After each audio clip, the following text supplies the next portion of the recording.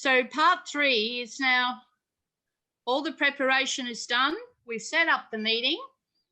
Warren's now going to do part 3, where people start entering the room or the rooms. We have audiences, observers, officials, speakers, and contestants. And we put this under the broad category of Zoom etiquette. And Zoom etiquette makes the difference between a good contest and an extraordinary contest. It's like we're trying to simulate an official room where we have our face-to-face meetings, and we know that we're all in all different situations and all the vagaries of life are behind us. So if we can try and control all those variables with Zoom etiquette, it will make our contest far more professional. Without further ado, can we please welcome Warren Hayden? Thank you, Madam District Director. Welcome, everyone. My role today or this afternoon is just to explain all about the etiquette of an online contest and what is expected of the contestants, the guests, the members, and the judges. So as Anne was saying, the contest is going to start at 8 o'clock tomorrow. And normally what would happen is that the contestants would Zoom in early and get themselves prepared, get their audio all done and ready to proceed. Prior to that also, the judges will be in there as well. Now, what will happen is there may be a half-hour break and there will be an opportunity for everyone to come in, have an opportunity to say hello to everyone and have a chat. The online chat will be working, but once the competition starts, that's where everything needs to be muted and all videos need to be switched off. The only people that will be seen will be the contest chair and the contestant, whoever is drawn number 1. So in this situation, it may have been Pam, may have been chosen as number 1. So Pam would be the first speaker. Prior to that, the reason why we turn the chat off is because that will be a distraction to the speaker. Because what will happen is someone will be typing and then all of a sudden it will appear up on the screen and the poor speaker's just lost their place and doesn't know where to go to from there. That's the reason there. The next thing I'd like to talk about is the virtual background. Now, with the competition and the speakers, it is advised that the virtual backgrounds are to be switched off and not used, because what they do, depending on your bandwidth and your camera and your setup, it can create very bad gestures and they actually disappear within the background.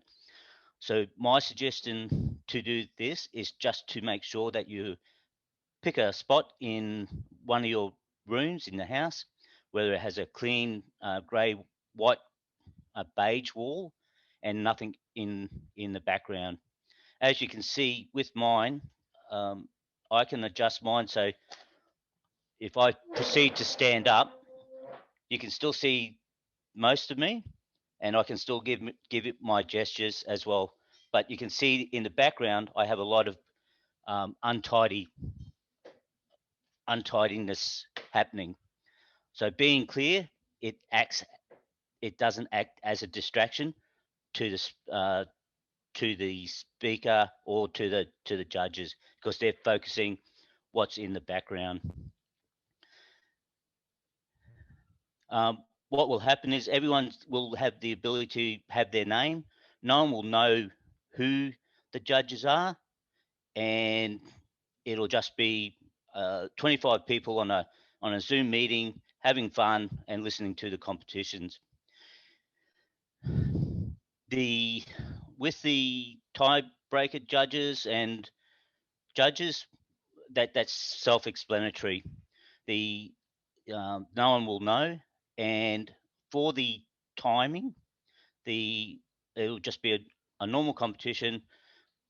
When the minute warning is sounded by the contest chair, all the people will see is just a green light appear on the screen, and then that's a minute up, and that allows the contestant to proceed. one of the things that is required before a contestant starts is just to make sure that they do a sound check. So when they're introduced and they're ready to deliver their speech, they need to inform that the contestant is ready. So they say, Mr. Contest Chair, I am ready. And then they're ready to proceed, because then that way it allows the timer, the actual time to start that particular speech time. I'm not sort of repeating, but that's okay. What you'll notice too is in Simon's background, he has a bookcase. Now, that's fine, but I just read the in the contest rule under the video, and just before that, it's about using props. In the rule book, it says that you're allowed to use props, but it doesn't mention anything about backgrounds. So I feel that with the backgrounds, they need to be not conducive to the speech, because that may influence the judges in the way that the speech is delivered and how it ties into that virtual background or to the background. The the break time between contests, that will be about 20 minutes, depending on how the meeting is structured, how many contestants are participating in the area contest. And from there, if for any reason that there is instability with the connection for the speaker, there is time allocated for that speaker to get back his internet connection and then proceed. So there's time allowed for that.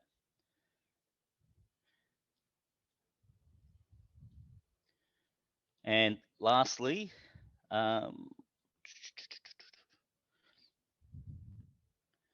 speaker profile. So whoever's using acting as a co-host has the ability to share screens. And when the contestants are coming up and the competition is finished, the co-host will be able to share their screen with the participants' certificate of acknowledgement. Once everything has been completed, there'll be opportunity for everyone to chat. And then once the contest, the chief judge has gone to the breakout room, and they've gone through and they've done all the counting and made sure everything is perfect. And when they come back, that's when we'll have the announcement of the winners. Other than that, I feel that I basically covered everything, and I'm sure that there will be questions, and we'll answer those at the end of this meeting. Back to you, Denise. Warren, if I could very quickly ask, you mentioned certificates. Could you also mention how you believe trophies would work? Trophies? Simon's going to do that. Okay, then. Just one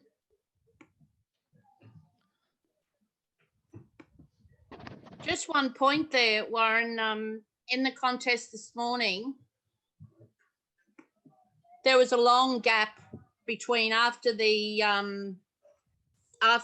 speech profiles were completed, the judges still hadn't come back, and there was a very awkward pause. Very awkward, because no one was actually saying anything or doing anything. What could we actually do there? Would you think we could say to people, just talk amongst yourselves? But you can't talk amongst yourselves because the chat's not on and people are actually listening to everybody else's conversation. Yeah, it will become like, everyone will be talking over each other and no one will have a time. What I would suggest is maybe, I noticed that maybe turn music on just to alleviate the situation until they come back. Other than that, it's just one of those awkward pauses, unfortunately. Yeah. Unless you throw in a table topic. You got a suggestion, Lisa? Yeah, a couple of suggestions. One was sort of like a bit of music there, but the other one was to ask any of because by that time the cameras will be back on again.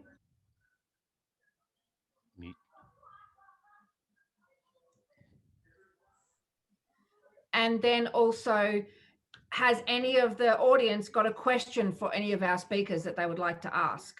That can be a way to sort of break the silence as well.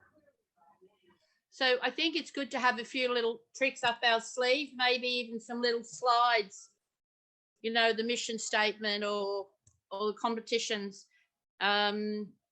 This morning they had a few slides that I thought filled in the gaps beautifully, but I think music